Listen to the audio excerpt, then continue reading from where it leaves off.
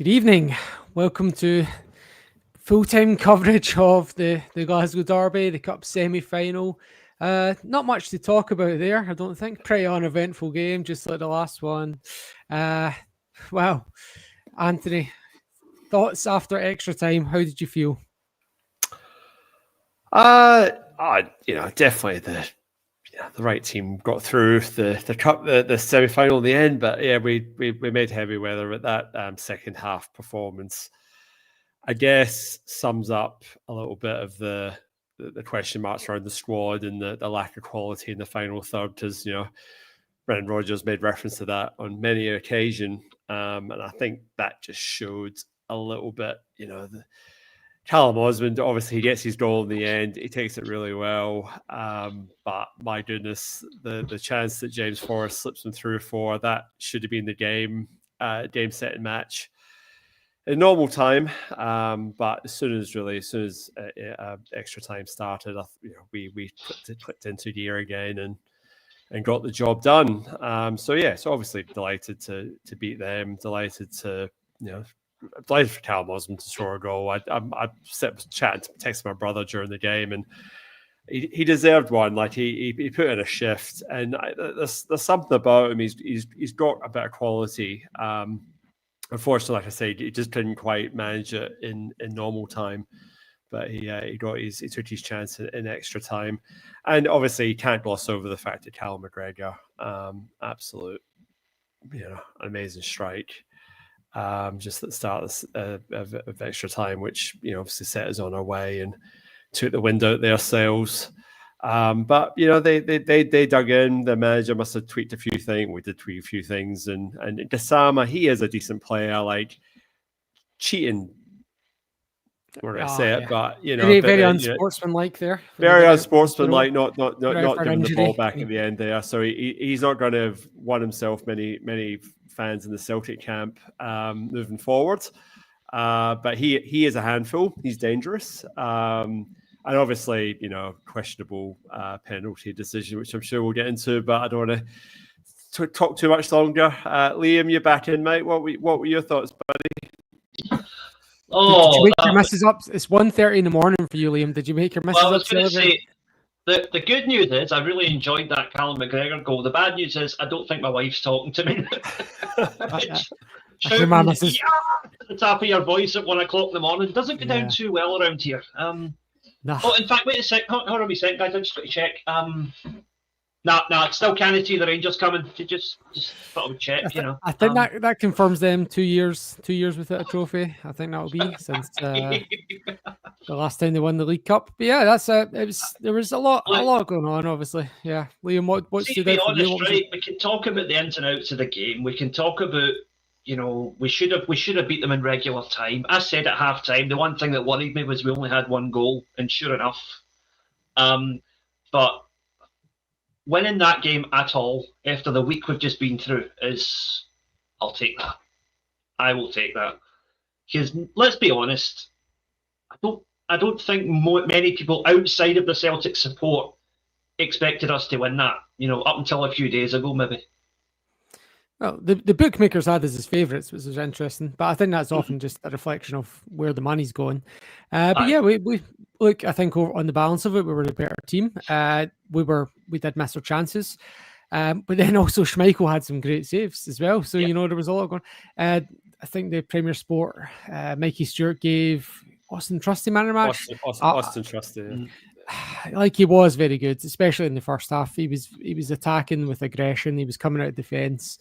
I would have had it for McGregor, to be honest, or Engels, and not just because of the goals and assists, but I thought those two were very much in control of the game. There was times, particularly in that second half, when the Engels was just finding so much space, and it was very impressive. I thought he was very controlled. I did think though, like even though we were definitely on top in the first half, even though there was chances both sides, I thought we did lose a little bit of control in the second half. We were going long when we didn't need to, when we were 1-0 up, and it was I don't know. Like there's a lot of people in the comments at the moment saying, here's one from Ryan B. We don't win that tonight under Rodgers in our recent form. Maybe not. It's counterfactual. So like that seems to be a theme that's coming up. I would also say 1-0 up at half time under Rodgers, we probably do control the game out against a 10-man team that's pretty poor. So yeah, like what was the does it matter, you think? Did they won with Rodgers in charge, you think, Anthony?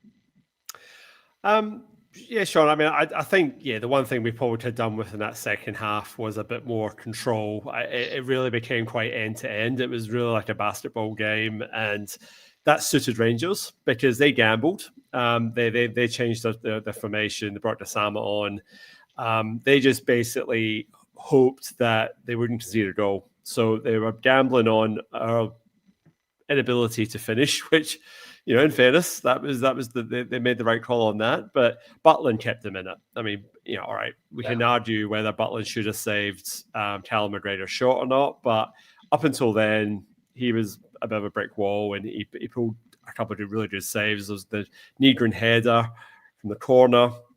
There's a couple of he had a couple of really, really good saves. So I don't think they can be too critical of him for the Callum McGregor goal, really. But up until that point, he got his tactics right. They got their goal back. I can say questionable penalty, and obviously I'm curious to get your thoughts on it, Sean, because being the referee, because I struggle in the fact that Ralston's seemingly pushed or is off balance before it happens, so he's falling.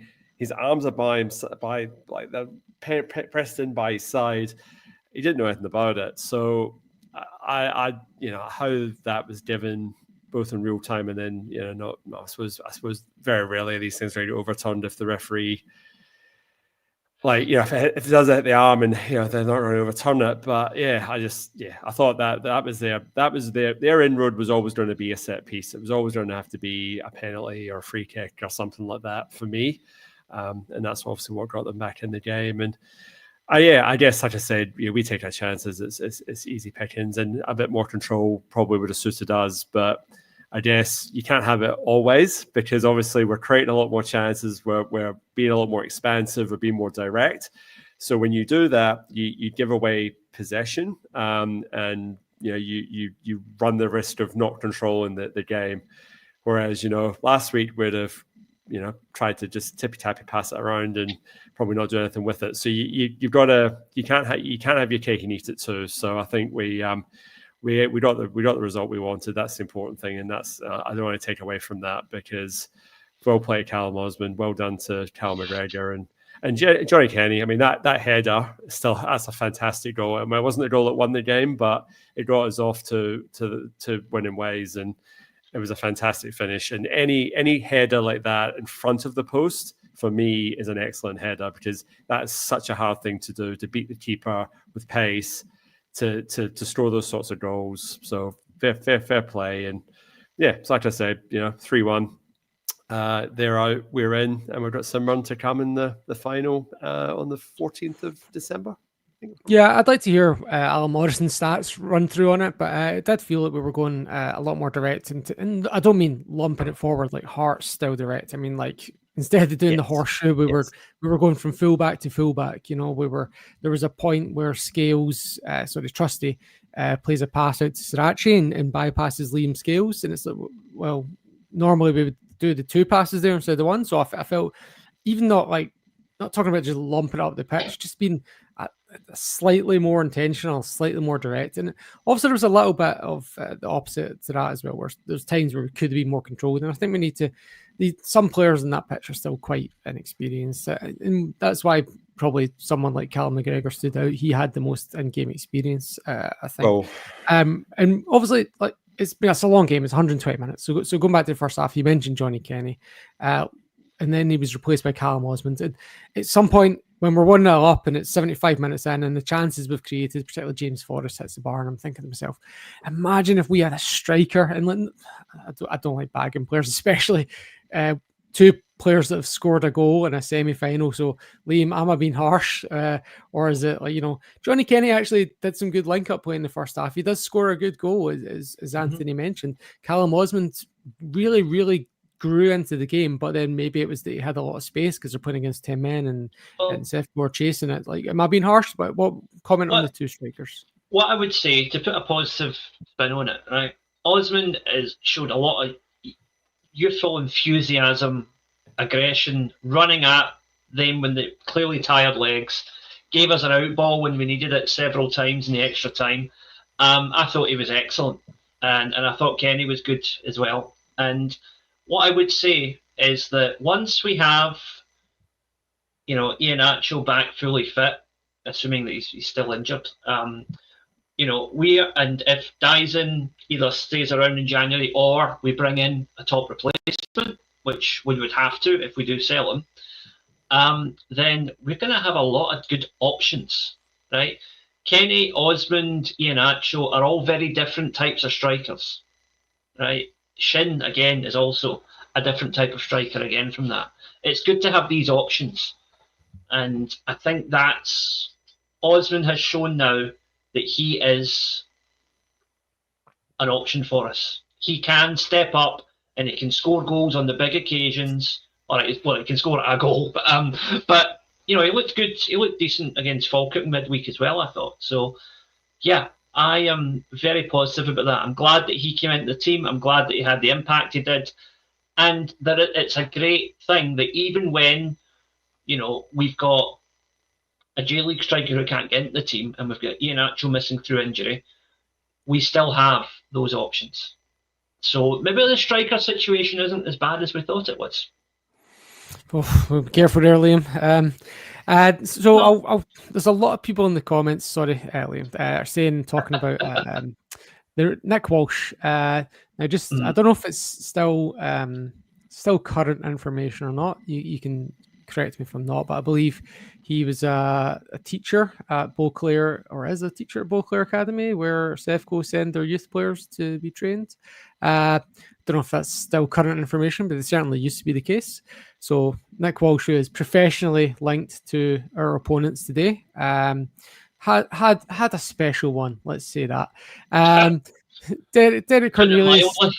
Yeah, Cornelius could be sent off pretty early on, gets away with a yellow. VAR says, sure, fair enough. And I'm like, okay, yeah, VAR, don't intervene. But, and then what was the boy's name? Asgard goes in, studs up, thigh high, draws blood from Anthony Ralston, and Michael Stewart's giving it the old modern football, blah, blah, blah. And yeah, okay.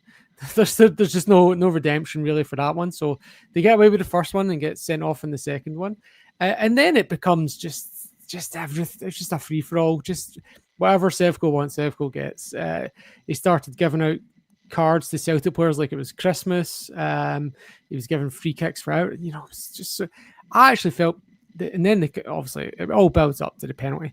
I actually felt Celtic could have the penalty. The one where Osmond gets barged in the back, that was right on the edge of the box. Michael Stewart's going, yeah, that should be a foul, but it's not in the box. Well, it was. It was on the line. It looked like it was in the box. Yeah, that's why it was in the box. That's why I didn't give it. So to comment specifically on the penalty that was given and was a goal that gets them equalised, not a penalty. Okay, just to be clear on the rules.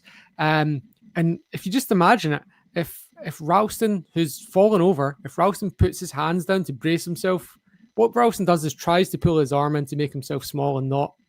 But if he puts his hands down in a natural position and makes himself bigger, and that hits his arm, it's not a penalty. And VAR can't give it as a penalty.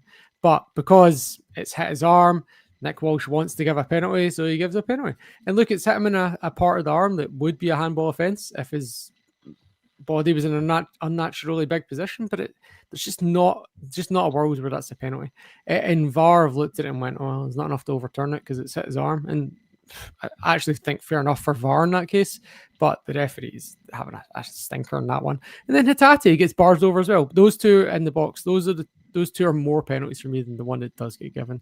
But anyway, I don't want to dwell on it too much. That's just my comment. I thought he was poor, and we managed to overcome that. And the great Joxino's talked about, you need to be good enough to not just be the best team in the pitch and to beat the referee, and we did today. We were the better team, even though there was times in that second half where we weren't quite fully in control. But we were good overall. Who was, apart from Trusty, anyone else stand out for you today, Anthony? Callum McGregor, I thought as the game went on, more and more, his influence sort of, obviously culminating in the goal. But he put in a shift, and I think you mentioned it already, Sean. Him and Engels ran that midfield. Rangers had very little control in that midfield, and if they did, it was for fleeting. They probably had a 10-minute spell in the second half where they probably had some semblance of control. It wasn't necessarily control, but like created a few chances. But to be fair, like our midfield worked. Those two worked really, really well. And Engels obviously got the assist for the first goal, and a couple of times he just managed to turn the ball over and just put the ball through to like James Forrest, and I really thought James Forrest was going to be our match winner because he looked like the most likely to just set up a chance, and he set up two. He obviously had the chance himself, and I mean that could easily have bounced off Butland's back and bounced out the back of the net, and then he sets up Osman. Like they were two like glorious sort of chances, sort of things. So he sort of probably petered out a little bit, obviously over the 120 minutes, but he definitely had an impact coming off the bench in normal time. And then other changes, obviously Osmond gets you a goal in the end, and a lot of running. And other than that, I'm going to try to think Hatate. I thought he was poor, but it's the same. Like he does some good, some bad, and it's just very frustrating. It's always the case. And he essentially had a free role there because I mean we got 11 men, so you're thinking he could have all the time in the world to put his foot in the ball and actually create something, do something. I can understand why Martin O'Neill put him on, or Sean Maloney put him on, depending on who you asked. I just felt that like that was a bit of quality that we're missing, because the criticism was that we're creating all these chances, just couldn't take them. It was the final ball. And I think Tanecki, for me, was probably a bit of a culprit for this, because he must have won us about 6 or 7 corners. But it was just the same thing. Run out of the defender, win a corner. Like, that's great. And hopefully you'll convert your corners, but we did convert one, obviously. But you just need a little bit more sometimes. You need the cutback. You need maybe just turn around, playing it back to your fullback and recycling possession a little bit. But he just kept running to the defender every time. And all right, we got corners. But I just kind of felt like that was probably the frustration I felt maybe that the bench was feeling. And that's why they made that change. Pushed Maid over to the left, brought Forrest on. I totally understood that decision. I thought that made sense. But yeah, Hatate was a bit of a letdown. But to answer your question, Sean, a long way around. Best player in the park. I toss a coin between Callum and Arnie Engels for me. I thought they were both excellent, and we had that whole. We talked at halftime about the spine up the pitch with Kenny being that focal point that was linking up very well. Trusty being in the centre.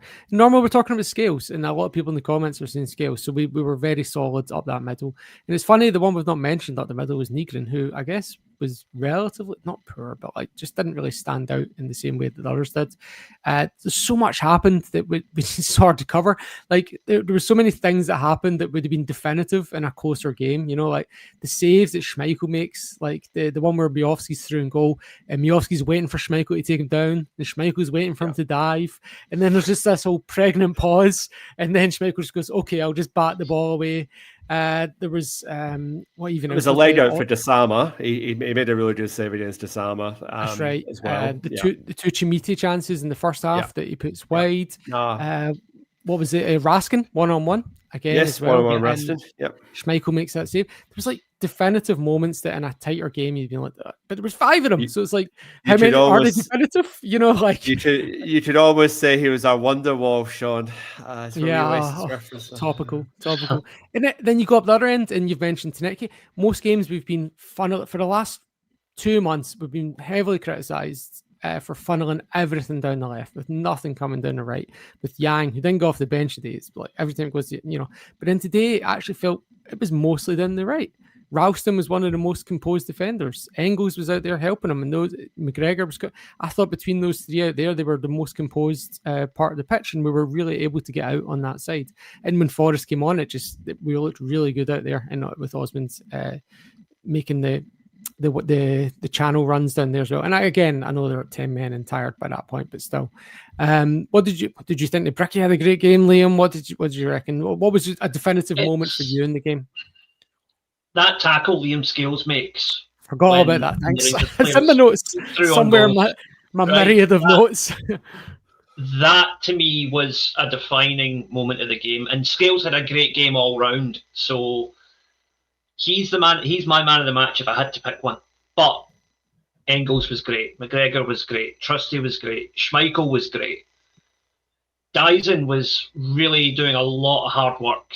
Tunekte was making really good runs. You say winning a lot of corners and free kicks. You know, our two young strikers both got goals.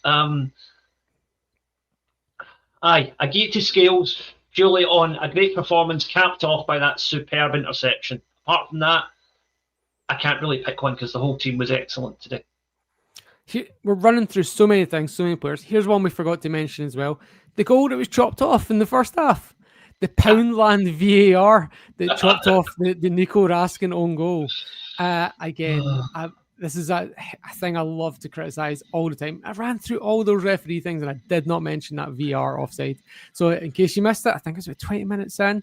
There's a bit of a ball in the air kind of situation and it gets cleared and bounces off Raskin and into the net.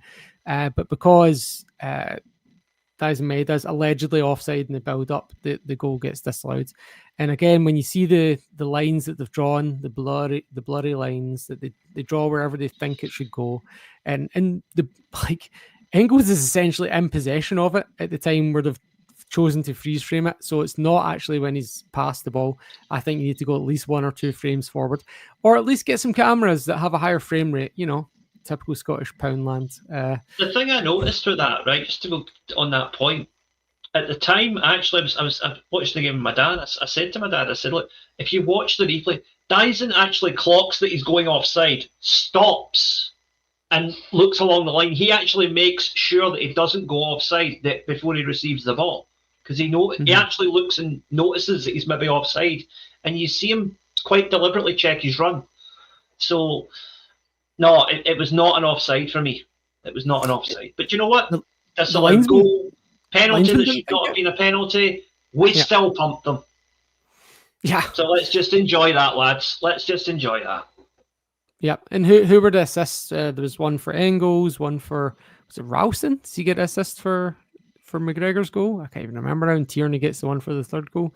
So passing the assists about as well. That was vintage Tierney as well. That was good to see him making those darting runs that he used to do first time round. Good to see that coming back. Mm. Did you think Sarra had a good game, Anthony, or did you think Tierney should have been starting? I know there was a question. No, I thought Sarra had a good game. He cramped up, so he had to come off. But I think they were justified in that decision. And then the way it panned out, it probably worked out for the best anyway, because then you had Tierney for the last, whatever it worked out to be, 50 minutes, whatever it was. So, no, I thought Sarra had a good game. If anything, he was probably one of the players in the second half who actually started to bomb on a little bit and actually give us a little bit of threat. Because I felt in the first half he didn't really get forward all that much, but in the second half he was actually one of the ones that was actually providing a little bit of counter threat for when they were sort of having their little push to try and sort of get back into the game. So no, I don't have a problem with that, and I think we here in team we have to manage that. Like you can't expect him to be playing 90 minutes every single game. Like we're going to have to utilize Srirachi and Tierney in a, not I'm saying one game each or whatever, but you're just going to have to be sensible about it. And that was the thing with Austin Trusty played 120 minutes as well, because he's really not played a lot of football either. And you have to question why that hasn't been the case, because, he's since he's played his 2 games, he hasn't really put a foot wrong. So you really got to say, could there been a call to sort of get him into the side earlier, just to rotate through your 2 centre halves, just to, give them a breather here or there and give him a little bit of game time. But hindsight's a wonderful thing. But like I said, that was, that Kieran Tierney was, in the end, he was looking stronger the longer the game went on as well. So, and I agree with Liam. It was some vintage stuff there at the end, and a couple of really good crosses, and I think he may have had a chance himself. So good. Yeah, and look, we're delighted to be in the final. Let's see if we can indulge ourselves. We can look forward to December. Yes. Unfortunately, we're slid 9 points behind because we're busy in cup football. Well, the team from Edinburgh have no European football, no cup football to worry about. They rested like 4 players yesterday, even though they're playing Saturday to Saturday games. Well, we've got a trip to is it Norway, Denmark? I get mixed up. Is it Denmark? Michelin, yeah. And yeah, like they can just go rest players, so that's fine. They can have their early lead. When it comes to March, the business end, that's when we'll catch up to them. But yeah, we're going to miss another game in December. So that's well, we're enjoying a cup final. Sorry, Hearts fans, enjoy your league game against whoever it is that weekend, Aberdeen, whatever. Well, we're playing for a trophy at Hampden, so that would be nice. I think we've won quite a few of those lately, and if you're going to win a treble, that's the first one you need. So we'll work on that. Yeah, and it's up against St Mirren. There's obviously a couple of players have come in from the cold. We talked about Osmond in particular. Is anyone else you can see? Are we waiting for Trusty players to come back from injury? Yeah, Trusty, of course. Sorry. Yeah. When we get players back from injury, are we going to be even flying even more? Is this only going to get better, or do we really need to? Are we really just ticking over until the January window opens?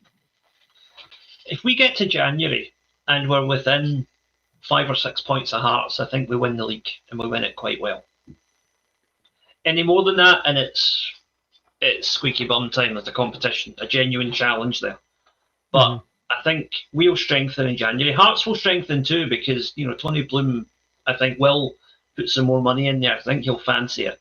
But they are limited in what they can spend, and they cannot spend as much as we can because they don't generate as much money as we can. So, I think in light of what's going on with the fan movement at the moment and a new manager coming in who is naturally going to want to invest in the squad, yeah, we're going to, if we can just keep keep on Hearts' tail until January, get the reinforcements in, yeah, I think we win this league. I think this is there was a few people saying last week after we beat Sturm Graz, is that a turning point? And I said, no, it's not a turning point unless we beat Hearts, and we didn't.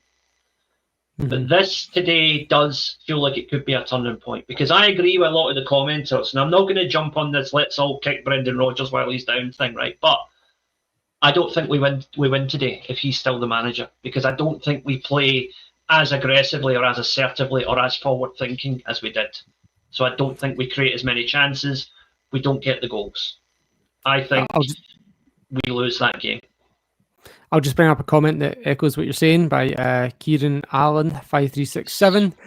The desire was back, and that was particularly evident in the first half, where the main feature for me was that we were really pressing very hard from front to back, not just biding our time. There was a lot of intensity, a lot of pressure, and there was even, I'll be fair, but it was actually evident from both teams, but Sevco more so in the second half, and us throughout, and particularly in the first half. And what we often refer to, and Anthony, you might know what I'm talking about here, they refer to it in Aussie rules as playing with desperation. And we played, but there was, and it doesn't mean like, it's not a disparaging thing when we talk about it down here. Culturally in Australia, we refer to it as like playing with that, like you're on every last ounce of energy you can give, and it felt kind of like that today, right? It felt like a throwback to some older times, more intense derbies, the complete opposite of what we had in August, right? Yeah, no, I agree, Sean. So I'm just watching back at the chances that we missed in the second half. There's plenty of them. I agree. We've got better players than Rangers, so you've got to take the shackles off and let the boys play. Let them take risks, make chances, create, and law of averages, you should win the game because you've got the better players if you're allowed to actually play the sort of game you want to play. And I kind of feel that that's what the interim management team have allowed Celtic to do. They've allowed the players to go out there and express themselves and just play with a bit of hunger, and just remind them probably why they became footballers in the first place, like actual enjoyment of the game, actually getting out there and getting stuck in, and not being managed to the point where it's like, you have to do this, you have to do that, you have to pass the ball here, you have, just taking that away a bit and saying, look, if you think that pass is on, play it. And it shows. Like we've created more chances in the last 2 games than we've probably done in the last 2 months. But yeah, the quality is not always there, and that's still the overarching criticism, and that's going to take time. Jota's going to have to come back from injury. Alistair Johnston's going to have to come back from injury. You're going to have to hope to probably sign another striker. Definitely need a right winger. I don't want to get off topic, but I enjoyed watching that. Like, I enjoyed watching it against Falkirk the other night. I enjoyed watching that. They've been enjoyable games of football. And there's times where you're tearing your hair out, especially in that second half. But but again, deep down, you were like, I know we can score another goal. I know we can score another fucking 2 or 3 goals. Like, at no point was I like, oh, we're out of this, or what? I know at the end of the night, 10 men, but that belief that. But there's games gone by this season where I'm going, I can't see where we're scoring a goal. Like, we go 1-0 down or nothing each. And it's like, where's the goal coming from? We're not even creating any chances. How are you sort of score a goal if you don't create any chances? We were creating chances tonight. Heaps and heaps of chances. Just need one that would go in. And you knew it was just a matter of time. It was going to happen. And it obviously did in the end. It happened twice. Well, it happened 3 times, but it happened twice after we went 1 each. Like I said, it's enjoyable. And ultimately, as supporters, we like to watch an attacking brand of football. That's what we define Celtic as, like playing with wingers, playing with aggression, or maybe not aggression is the right word, but just with that attacking intent. And I feel that, Martin O'Neill and Sean Mullins brought that back. So, yeah, long may it continue. And I totally agree with Liam. If we can just keep on the coattails of Hearts in the next month or 2 with our run of fixtures, because obviously we've got a more complicated run than they do. They're only playing once a week. We'll be playing twice a week up until Christmas. So we just have to make sure we don't pick up any more injuries, and that we just take care of our own business, and the rest will take care of itself, really. Yeah, obviously we have those big injuries, and obviously our squad is a bit thin in terms of quality. So I do wonder if we're going to have to phone it in or rotate some players in some competitions, and it could be Europe that gets the brunt of that, particularly Midtjylland, with 3 wins out of 3 so far. That'll be an interesting one to see how we line up in that game. We could see Callum Osmond getting a bit more game time. I got a question here from Brendan Kelly. Was Paul John at the game today? I assume that's why he's not here. Paul John is hosting the fan zone at Barra's Art and Design. Now, I mentioned that because apologies that you had to put up with me, but also Paul John has this long-running curse where every time he hosts a game at Barra's Art and Design, which is a not insignificant number, I think he's into double figures, we've never won those games. The only game we won is the penalty shootout last year in the League Cup final. Is the only, I believe, you can correct me later, it's the only one we've actually won where Paul's been hosting. So this is the closest we've come to winning a game in 90 minutes, I believe, that has been hosted at Barra's Art and Design. And Paul can correct me on that one later if I'm wrong, but it's the famous Barra's curse. But yes, so Paul couldn't be here with us tonight. He is, and amongst other fans, doing the same role that he normally does here, but at a live venue. So hopefully you guys all had a good fun time celebrating tonight, and it's not as late for them as it is for us. So we are going to start wrapping up, because it is for Liam it's 2 a.m. for myself and Anthony it's 1 a.m. and we're both in work tomorrow. And sorry, Liam, you're also working from home tomorrow, but you get to lie in until you a little bit, I guess. No, I'm going to have to get up first thing tomorrow and absorb all of the Sevconian tears and form a few blogs based on them.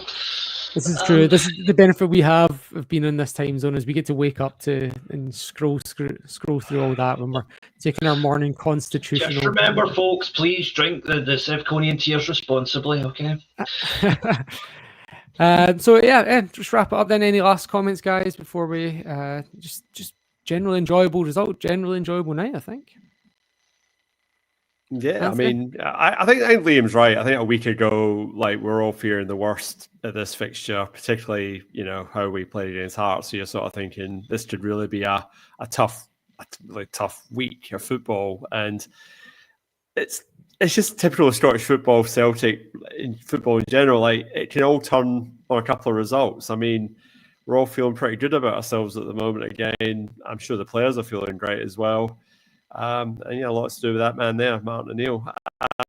So I mean, if we can just keep this ticking over and keep this momentum going, then we'll be a bit happier as fans, and we'll be we'll hopefully get a bit more success, and potentially lift the first cup in what we're looking at 6 weeks' time. Last word for you, Liam. Is Martin O'Neill going to be taking us out for the final? Yes, he will. I think that might be his last game. I think, because if the manager is one of the candidates that I think it is, then the timeline would be that he would come in the week after that final. So there's about 3 or 4 different options as to who it could be, and they all conclude their respective leagues and contracts in the first week of December. So. Yes, I'm sure the guys will cover that in the bulletin during the week about how the Dundee director of football is getting briefed on our managerial appointments and what that says about the consummate professionalism that our board always exhibits. World class and everything we do. Something that Gordon Strachan said after dinner speech while drinking and become back page headlines. It's like... and then leaked on a comedy show as well. World-class basics. Anyway, we'll try and wind it back to the positive. We won the derby today. Yes. We will enjoy the schadenfreude of the next few days. We're the only time we ever listen to Clyde Super Scoreboard. Let's get it downloaded tomorrow and enjoy it. Oh, just hook it to my veins. Hook it to my veins, gentlemen. Thank you to the 2,000 people who tuned in. I can say it's usually more when we lose, so it's good that it's having less when we win. And I guess there's quite a lot of people at Barras aren't the same as well. Thanks, Anthony and Liam, for staying up late with me. And hail on the hips. Hail.